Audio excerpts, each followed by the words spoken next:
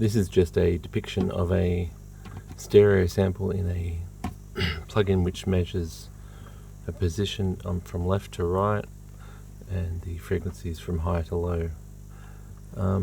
If we were to engage a mono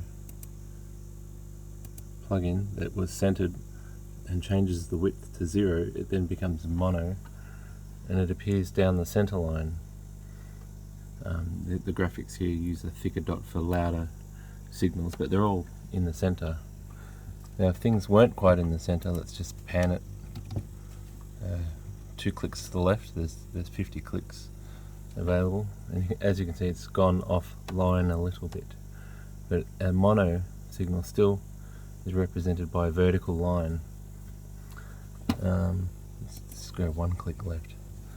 Now on that EMMA demonstration disc, there was a sound that was just a little bit off center, but it will by no means seem any deeper in the soundstage than a sound that's centered.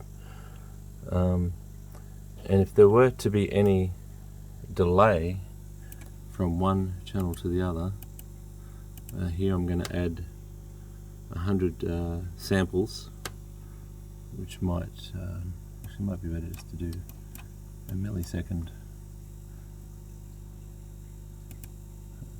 These are milliseconds, so let's just say 2 milliseconds. If there was going to be any delay, now I'll engage it.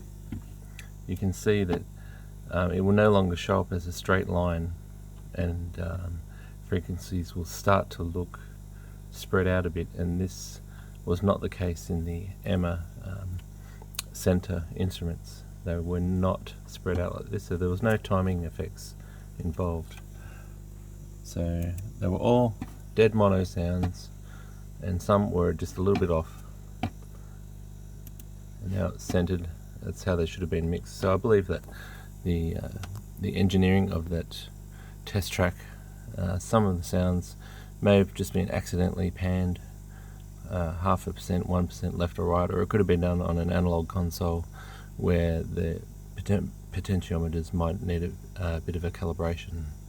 So there are no depth between the samples, and any depth that you might perceive between each of the sounds is only due to the playback system and frequencies. They all have their own depth, just randomly due to the interactions of your cabin. But yeah, definitely all mono sounds with no depth information embedded in them. Hope that clears that up for some people out there. And really just a nothing burger in those test discs.